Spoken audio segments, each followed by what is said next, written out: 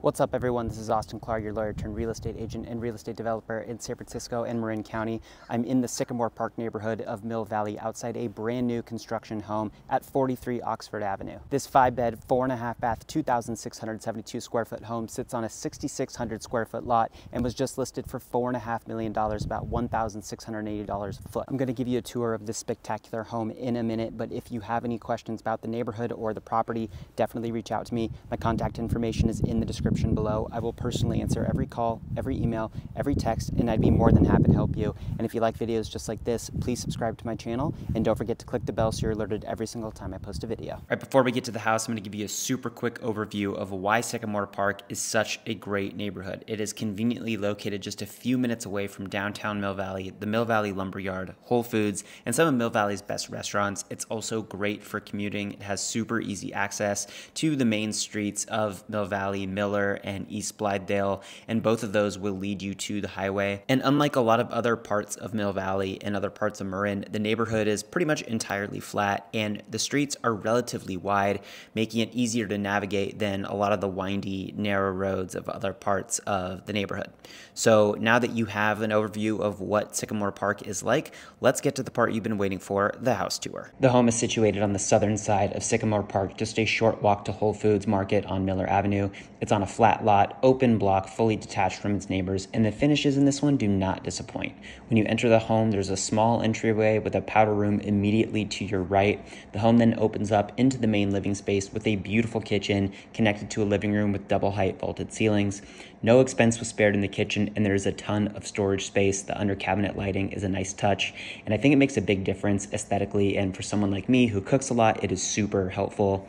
As you head further into the house, you have your dining room and main living space with incredible natural light and more storage. Living room opens up to a beautiful deck and yard, which I'll show you in a minute.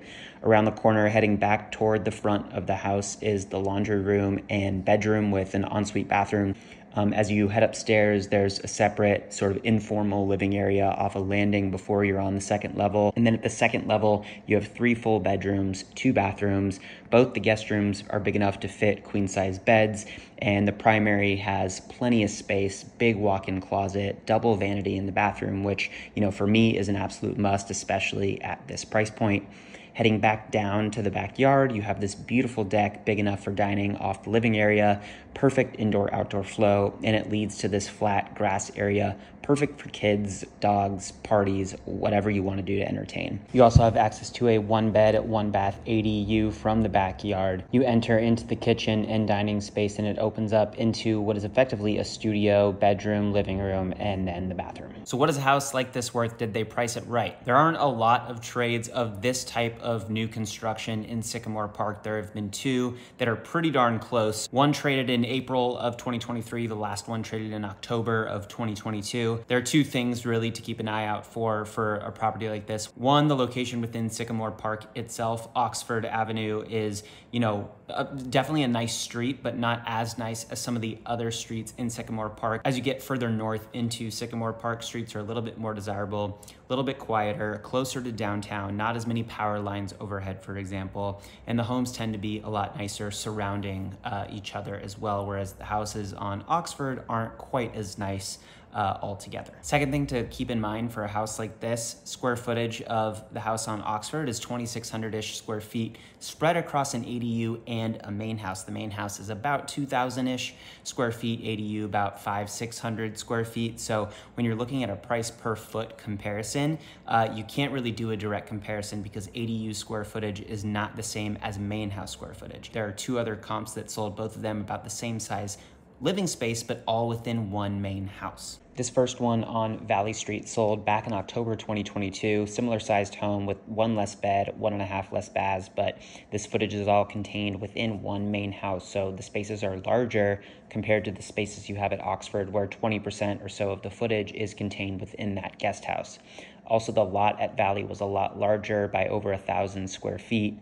Valley Street was also new construction and location-wise pretty comparable on the south side of Sycamore Park. So just looking at Valley, I think Oxford is a tad overpriced. It should be much closer, and I think slightly under what Valley went for last October. You also have this one that sold on Elm in April of 2023. On its face, looking at the stats, smaller lot, smaller footage, you'd think Oxford is actually priced pretty well by comparison, but Elm's a much more desirable street, better location in Sycamore Park, closer to downtown, also surrounded by a lot nicer homes, not as many power lines overhead compared to Oxford.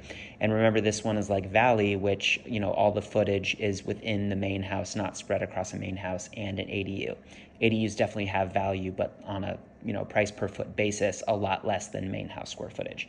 Also remember, this one on Elm sold back in April when interest rates were in the mid-6s compared to now in the mid-7s.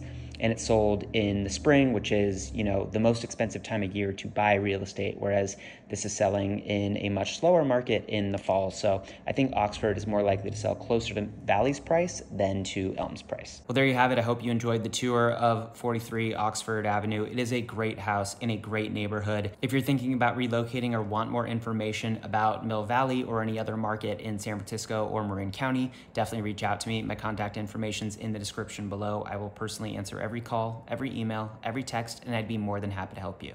And if you like videos just like this, please subscribe to my channel, and don't forget to click the bell so you're alerted every single time I post a video.